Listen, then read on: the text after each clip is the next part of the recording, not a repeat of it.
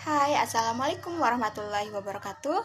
Perkenalkan, nama saya Nur Fitriani Hafiz dengan NPM 2401094. Di sini saya akan memenuhi mata kuliah saya pada teori ekonomi mikro. Di sini saya akan menjelaskan tentang permintaan dan penawaran. Oke, selanjutnya kita akan bahas pada penjelasan berikutnya. Permintaan yaitu sejumlah barang dan jasa yang diinginkan untuk dibeli pada tingkat harga dan waktu tertentu sesuai dengan pasar. Di sini, hukum permintaan yaitu apabila suatu harga barang atau jasa turun, maka jumlah permintaannya akan meningkat, dan sebaliknya, jika harga barang atau jasa naik, maka permintaan akan menurun. Contohnya seperti pedagang bakso. Bila harga bakso mahal, maka peminatnya semakin sedikit.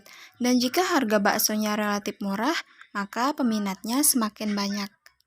Seperti contoh tabel di atas, pada saat harga bakso 20.000, jumlah bakso yang diminta sebesar 120 mangkok. Ketika harganya turun menjadi 18.000, mengakibatkan bertambahnya jumlah bakso yang diminta dari 120 mangkok menjadi 140 mangkok, dan seterusnya.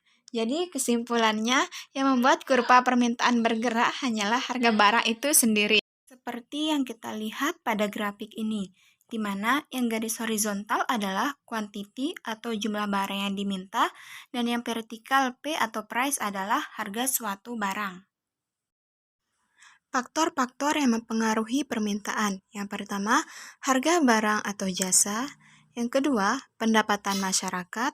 Ketiga, selera masyarakat. 4. Kualitas barang.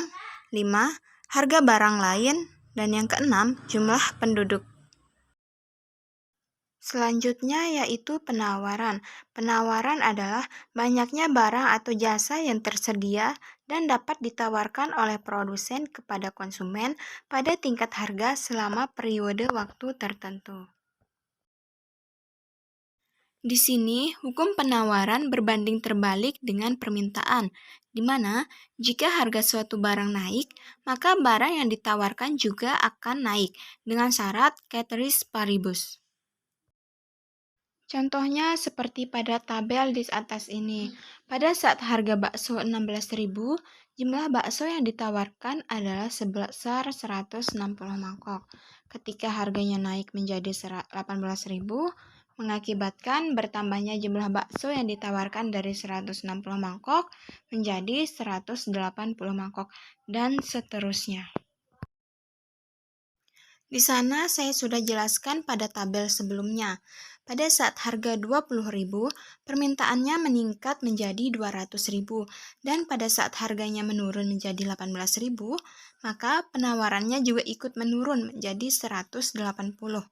Jadi dapat disimpulkan bahwa semakin tinggi harga, semakin tinggi pula jumlah barang yang ditawarkan. Adapun faktor-faktor yang mempengaruhi penawaran, yaitu yang pertama, harga barang itu sendiri, kedua, biaya faktor produksi, ketiga, tingkat teknologi. Di sini, harga barang itu sendiri adalah faktor yang sangat penting dalam penawaran. Tanpa adanya harga, maka tidak akan ada sistem penawaran. Sistem hukum penawaran berkaitan dengan harga barang dan prospek jumlah barang. Yang kedua, biaya produksi.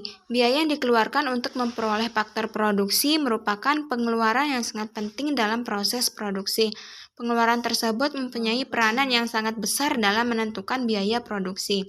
Dan yang ketiga yaitu kemajuan teknologi. Tingkat teknologi memegang peranan yang sangat penting dalam menentukan jumlah penawaran. Kenaikan produksi dan perkembangan ekonomi yang meningkat pada umumnya dipengaruhi oleh teknologi yang semakin modern. Kemajuan teknologi bahkan mampu untuk mengurangi biaya produksi, mempertinggi produktivitas, meningkatkan mutu, serta menciptakan barang baru. Dampak pandemi COVID-19 terhadap perekonomian global.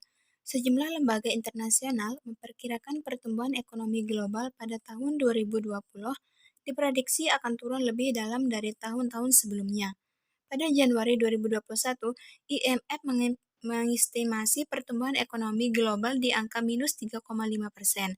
Sementara, Bank Dunia pada Januari 2021 dan OECD pada Desember 2020 masing-masing memprediksi penurunan pertumbuhan ekonomi global lebih dalam menjadi minus 5,2% dan minus 4,2%.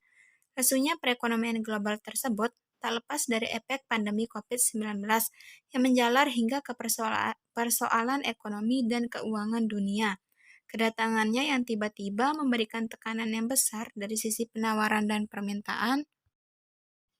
Rantai produksi dunia bukan hanya terganggu, bahkan terputus, karena banyak negara memilih karantina wilayah atau lockdown untuk menahan laju penyebaran COVID-19. Gangguan suplai atau produksi juga menjalar ke sisi permintaan, konsumsi turun signifikan, investasi merosot drastis, dan perdagangan dunia ekspor dan impor sangat lesu. Dari sisi perdagangan barang, Organisasi Perdagangan Dunia World Trade Organization atau WTO memperkirakan menurunnya perdagangan global sebesar minus 5,3%. Turunnya aktivitas perekonomian dan terbatasnya mobilitas barang dan jasa, serta pembatasan ruang gerak penduduk. Pada akhirnya memukul pula pendapatan perusahaan dan masyarakat. Akibatnya pemutusan hubungan kerja dan merumahkan karyawan terjadi di mana-mana di dunia. Penerapan kebijakan pembatasan mobilitas untuk menekan penyebaran COVID-19 menimbulkan pula goncangan baik di pasar keuangan maupun sektor real. Hal itu tercermin setidaknya dalam 5 hal. Yang pertama, tingkat volatilitas yang tercermin dari fixed index. Kedua, perpindahan aliran modal ke safe haven aset. Yang ketiga, penurunan tajam harga-harga komoditas. Keempat, kontraksi PMI manufaktur dan jasa di titik terendah sejak krisis keuangan global. Kelima, pengangguran meroket di berbagai belahan dunia mencapai 2 dekade. Pengunjung berbelanja di hipermarket di kawasan BSD Kabupaten Tangerang, Banten, Sabtu 27 Maret 2021. Bank Dunia memproyeksi pertumbuhan produksi domestik bruto atau PDB Indonesia di sepanjang tahun 2021 akan mencapai 4,4% setelah tahun sebelumnya terkontraksi 2,1%.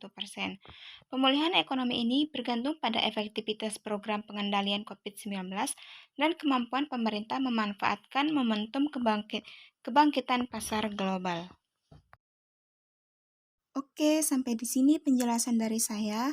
Apabila ada kesalahan, mohon dikoreksi.